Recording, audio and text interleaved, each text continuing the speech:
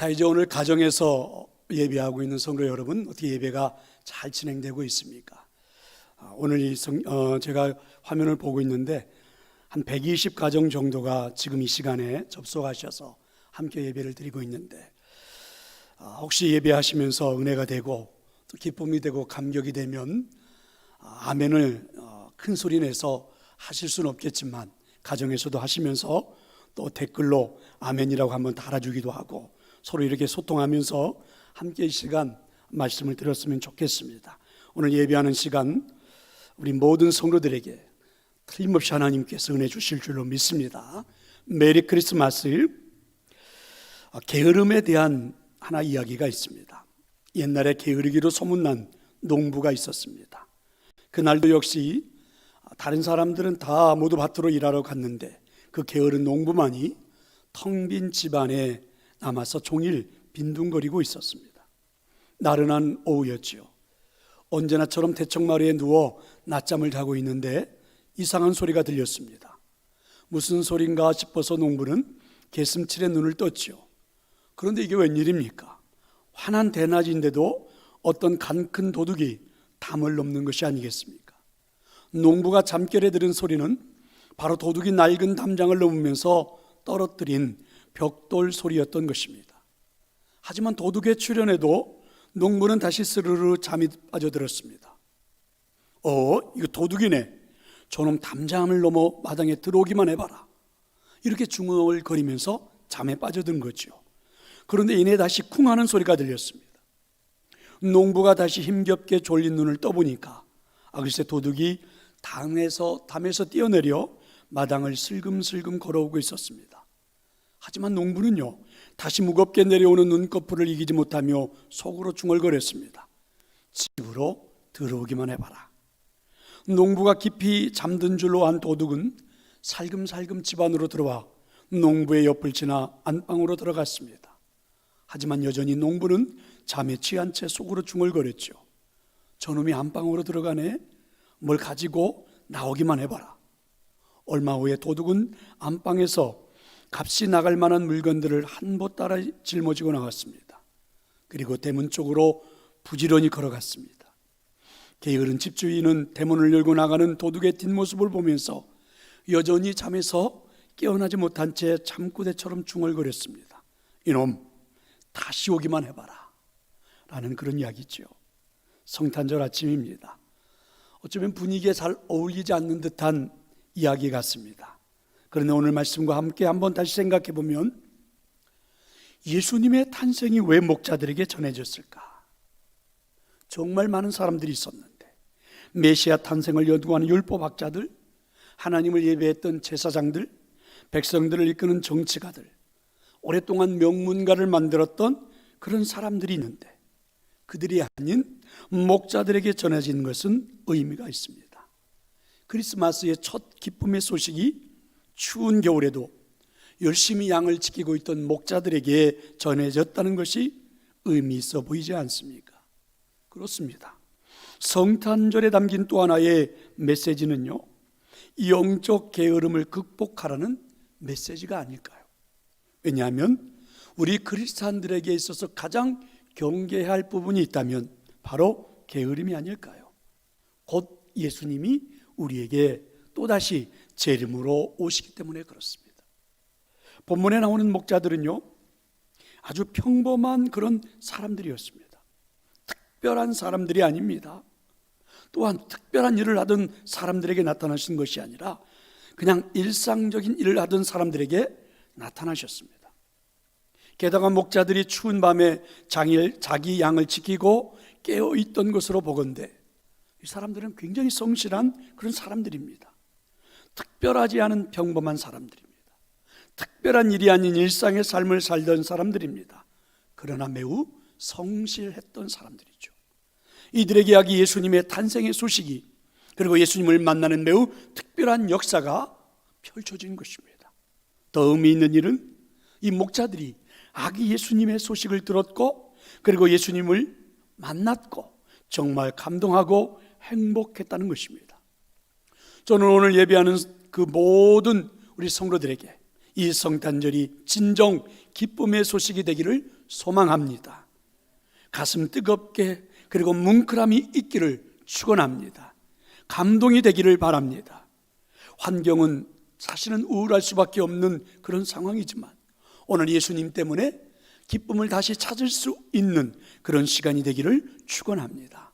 오늘 본문에 나오는 목자들의 상황을 조금만 더 한번 깊이 한번 상상을 해볼까요?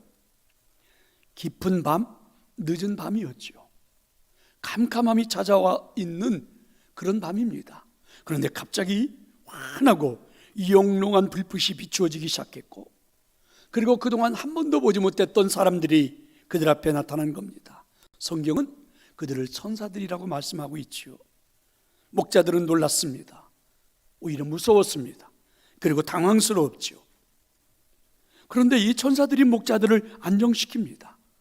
그리고 소식을 전해주죠. 이 땅에 사람들이 기다렸던 메시아가 탄생하셨다는 것입니다. 그리고 당신들은 그 메시아를 보게 될 것이라고 말씀해 주십니다. 천사들의 이야기가 끝나자마자 신기한 환상들이 펼쳐지기 시작했습니다. 수많은 군사들이 그리고 천사들이 들려주는 찬양입니다. 천지를 울리는 노래였습니다. 지금까지 그런 노래는 들어본 적이 없습니다. 지금까지 그런 찬양은 불러본 적이 없습니다.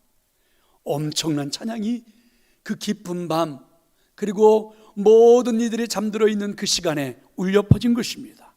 지극히 높은 곳에서는 하나님께 영광이요, 땅에서는 하나님이 기뻐하시는 사람들 중에 평화로다. 정말 놀라웠습니다. 그 찬양이 매료되었지요. 목자들은 감동을 했습니다. 성도 여러분, 사실 오늘 이 환상은 오늘 우리가 보고 싶은 환상이 아닙니까? 오늘 우리가 듣고 싶은 노래가 아닙니까? 사실은 우리 일상에 나타나기를 간절히 우리가 원했던 일이 아닙니까? 그런데 성탄절 아침입니다. 왜 우리에게는 이런 소리가 안 들릴까? 왜 우리에게는 이런 역사가 보이지 않을까? 혹시 우리 어쩔 수 없이 어정쩡한 모습으로 자리에 앉아 예배하고 있는 것은 아닐까? 어쩔 수 없이 오늘 우리는 가정에서 방송을 보며 예배하고 있는 것은 아닐까? 우리가 사는 세상에 사실 성실하지 못한 인생을 사는 사람들을 일컬어서 게으른 사람들 이렇게 말하죠. 그런데 현대는요, 이 게으른 사람들에게 나타나는 특징들이 하나 있습니다. 바로 한탕주의입니다. 사실 이 한탕주의는 그런데 영적인 삶에서도 나타나고 있다는 것이죠. 여전히 지금도 한방을 꿈꾸는 사람들이 굉장히 많습니다. 어느 날 찾아올 인생의 행운을 기다리는 사람들이 사실 우리 주변에는 넘쳐나고 있죠. 그래서 만들어진 것이 로또 복권이 아닙니까?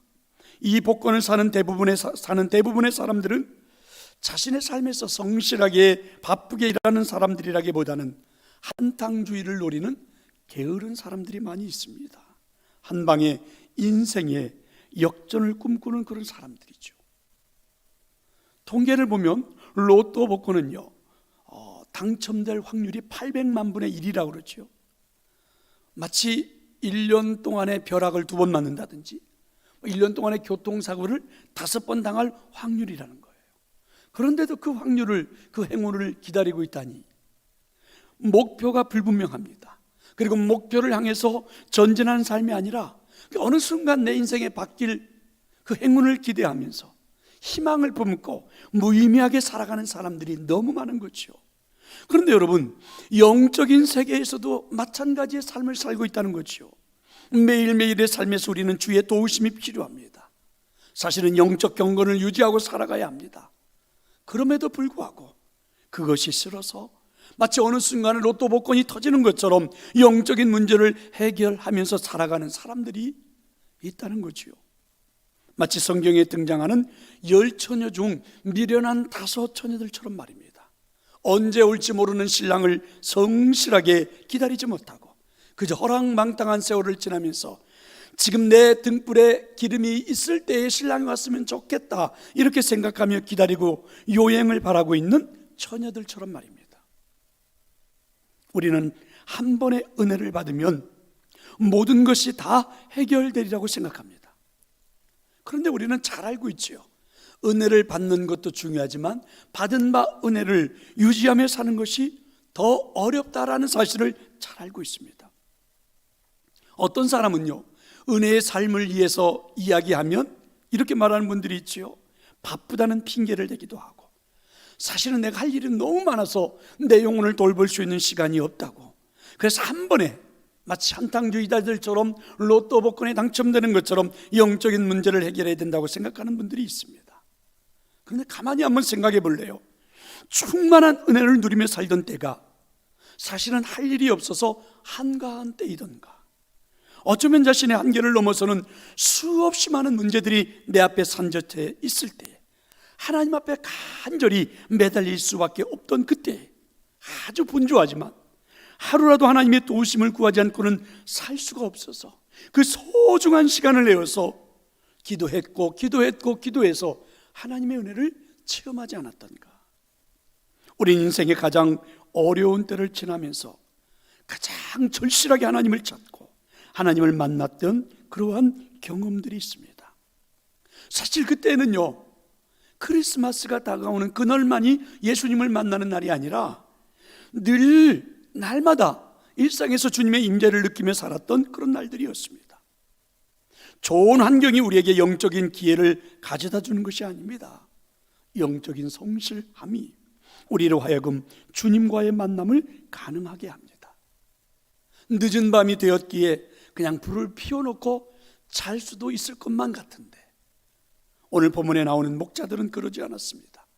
늘 맹수들이 다가오는 것은 아니니까, 이제 하루 종일 피곤했으니까 그만 잠이 들어도 괜찮을 것 같은데, 목자들은 그러지 않았습니다. 남이 보지 않을지라도 내가 지키고 있는 양이 있기에, 그 양들이 너무 소중하기에 밤을 채울 수 있는 그 사명감이 있는 사람들, 그들이 바로 오늘 이 본문에 나오는 그런 목자들이었습니다. 환경이 좋을 때까지 기다린다? 이것은 가장 불성실하고 게으른 사람의 표본이죠. 환경이 좋을 때를까지 기다리지 마십시오. 환경은 영원히 우리 편이 아닙니다. 오히려 환경은 우리가 이 땅에서 극복하고 싸우면서 이겨야 할 그러한 상대이지요. 한번 잘 점검해 보십시오. 우리의 인생을 엉망으로 만드는 것은 사실은 환경이 아닙니다. 바이러스가 아닙니다. 경제적인 문제가 아닙니다. 우리의 마음이고 우리 육체의 게으름입니다. 바로 이와 같은 어려운 환경 속에서 묵묵하게 자신의 소명을 다하고 있던 목자들에게 하나님은 성탄의 행복을 선물해 주신 것입니다. 제가 이 시간 시 한 편을 소개하려고 합니다. 내 등에 짐이 없었다면 이라는 시인데 한번 들어보시기를 바랍니다. 내 등에 짐이 없었다면 나는 세상을 바로 살지 못했을 것입니다. 늘 조심하면서 바쁘고 성실하게 살아왔습니다. 이제 보니 내 등의 짐은 나를 바르게 살도록 한 귀한 선물이었습니다. 내 등에 짐이 없었다면 나는 사랑을 몰랐을 것입니다. 내 등에 있는 짐의 무게로 남의 고통을 느꼈고 이를 통해 사랑과 용서도 알았습니다. 이제 보니 내 등의 짐은 나에게 사랑을 가르쳐준 귀한 선물이었습니다. 내 등에 짐이 없었다면 나는 아직도 미숙하게 살고 있을 것입니다. 내 등에 있는 짐의 무게가 내 삶의 무게가 되어 그것을 감당하게 했습니다. 이제 보니 내 등의 짐은 나를 성숙시킨 귀한 선물이었습니다. 내 등에 짐이 없었다면 나는 겸손과 소박함의 기쁨을 몰랐을 것입니다. 내 등의 짐 때문에 나는 늘 나를 낮추고 소박하게 살았습니다. 이제 보니 내 등의 짐은 나에게 기쁨을 전해준 귀한 선물이었습니다. 물살이 샌 냇물을 건널 때는 등에 짐이 있어야 물에 휩쓸리지 않고, 화물차가 언덕 오를 때는 짐을 실어야 헛바퀴가 돌지 않듯이 내 등의 짐이 나를 불의와한 일의 물결에 휩쓸리지 않게 했으며 삶의 고개 하나하나를 잘 넘게 하였습니다. 모든 짐이 내 삶을 감당하는 힘이 되어 오늘도 최선의 삶을 살게 합니다. 참 감동적인 그런 시지요. 혹시 이 시가 감동이 되는 분이 있다면 댓글에 아멘이라도 좀 한 번씩 달으면 소통이 될 것 같습니다. 저는 이 모든 내용의 말씀을 한마디로 표현해 줄 수 있는 성경의 말씀 한 구절을 소개해 보라면 로마서 8장 28절의 말씀입니다. 우리가 알거니와 하나님을 사랑하는 자, 그의 뜻대로 부르심을 입은 자들에게는 모든 것이 합력하여 선을 이루느니라. 할렐루야. 바로 이 어려운 환경 속에서 묵묵하게 자신의 소명을 다하고 있던 목자들에게 하나님은 성탄의 행복을 선물해 주신 거죠. 이렇게 성탄은요, 오늘 우리에게 주시는 하나님의 행복한 선물입니다. 자, 바로 이런 환경 속에서 묵묵하게 자신의 소명을 다하고 있던 목자들에게 하나님은 성탄의 선물을 해주셨는데 그 선물의 내용이 뭘까요? 그 선물이 뭘까?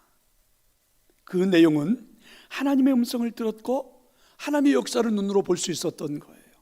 그러면 예수님의 탄생에서 목자들이 들은 하나님의 메시지는, 목자들이 눈으로 본 하나님의 역사는 무엇입니까?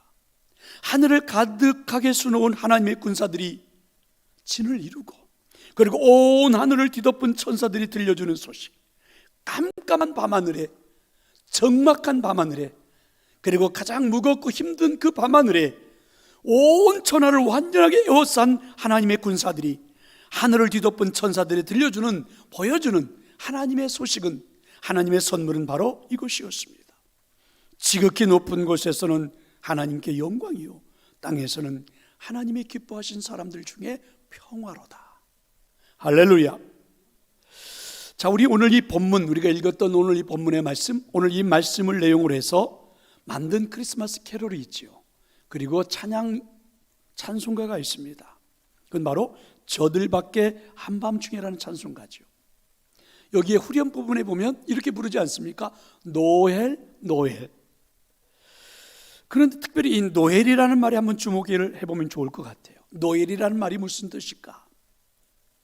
여러 가지 학설들이 있는데요, 중세시대에 그 노엘이라는 말은 라틴어로 나탈리스 이렇게 되어 있는데, 이 말은 버스라는 말로 번역을 했습니다. 탄생, 출생 이런 말로 번역을 했죠. 그래서 노엘이 버스, 탄생이다, 출생이다 이렇게 번역하기도 했고, 또 다른 말로는 노벨라, 뉴스, 새로운 소식이다, 기쁨의 소식이다 이렇게도 번역을 했습니다. 그런데 가장 신빙성 있는 말 중에 하나는, 노엘이라는 말은 버스, 뉴스 이런 말보다는 이런 말이라고 그래요. Now all is well. Now all is well. 그래서 이 말을 줄여서 쓰게 되었다는 거죠. 하나님은 어둠 속에서 헤매는 인간들을 불쌍히 여겨서 위대한 빛이 되시는 예수님을 인간들에게 주셨습니다. 그래서 불안에 떨고 있던 사람들이 예수님을 마음속에 모셔드려 말할 수 없는 평안을 얻었어요. 그래서 크리스마스 성탄절이 되는 아침마다 사람들은 서로 노엘 노엘 하면서 인사하고 축복하고 사랑을 나눴다고 그러죠. 노엘 노엘 무슨 말입니까? Now all is well. Now all is well. 주님께서 이 땅에 오셨으므로 모든 일이 잘 될 겁니다. 이렇게 인사했다는 거죠. 노엘 노엘, Now all is well. 주님이 오셨습니다. 모든 일이 잘 될 것입니다. 성도 여러분, 왜 크리스마스가 우리에게는 기쁜 날입니까? Now all is well. 주님이 오셨습니다. 이제 모든 일이 잘 될 겁니다. 그런데 사실 우리는 성탄절이 올 때마다, 크리스마스가 다가올 때마다 수없이 들어온 이야기가 있죠. 선물입니다. 근데 아이들에게 성탄절의 기쁨을 느끼기 위해서 주었던 그 선물이 하나의 상술이 되고, 상업을 하는 분들이 하나의 사람들에게 영업을 하기 위해서 이익을 만들어내기 위해서 산타를 만들어냈고, 그래서 이상하게 이제 성탄절이 다가오면 예수님보다는 산타가 더 눈에 띄는 그런 시기가 되어버리고 말았죠. 그래서 예수님이 우리의 선물이기보다는 산타가 주는, 그러니까 누군가가 나에게 베풀어주는 선물을 기대하는 성탄절로 바뀌어 가버리고 있죠. 그래서 어느 글에 보니까 예수님이 산타보다도 더 좋은 이유를 기록을 해놓은 글이 있습니다. 한번 들어볼래요? 산타는 북극에만 살지만 예수님은 어디에든 계신다. 산타는 썰매를 타지만 예수님은 무리를 걸을 수도 있다. 산타는 1년에 딱 한 번 오지만 예수님은 언제든지 오신다. 산타는 불청객으로 굴뚝을 타고 내려오지만 예수님은 우리의 대문 앞에 서서 문 두드리시며 우리가 초대했을 때 우리 마음속에 들어오신다. 산타에게는 젤리로 가득한 그릇 같은 똥배가 있지만 예수님께는 사랑으로 가득한 심장이 있다. 산타가 줄 수 있는 건 허허하는 웃음뿐이지만 예수님은 건강과 도움과 희망을 주신다. 산타는 울면 안 되라고 말하지만 예수님은 모든 염려를 내게 맡기라, 내가 너희를 쉬게 하리라고 하신다. 산타의 도우미들은 장난감을 만들지만 예수님은 새 생명을 만드시고 상처받은 영혼을 치료하시고 깨진 가정을 고쳐주신다.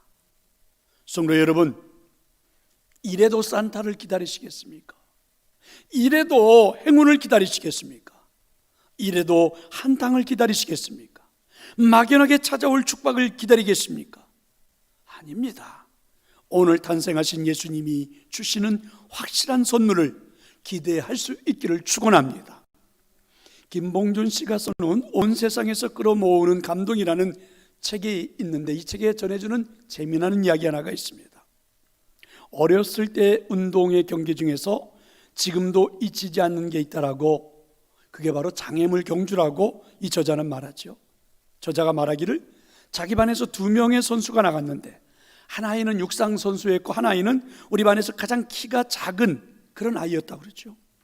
땅하는 신호음과 함께 육상 선수인 아이는 당연히 먼저 뛰어나가 사다리를 통과하고 뜀틀을 뛰어넘고 그리고 가만히까지 뒤집어 쓰고 통과를 한 다음에 저만치 앞에 놓인 쟁반 위에 밀가루에 얼굴을 파묻고는 접힌 종이를 입술로 물었답니다. 그리고 관중석을 향해 쏜살같이 뛰었죠. 그리고 접힌 종이를 펼치는 순간 그 아이의 얼굴이 굳어졌습니다. 아뿔싸. 접힌 종이 속엔 할머니라고 쓰여 있었습니다. 그 친구가 아무리 잘 뛰면 뭐합니까?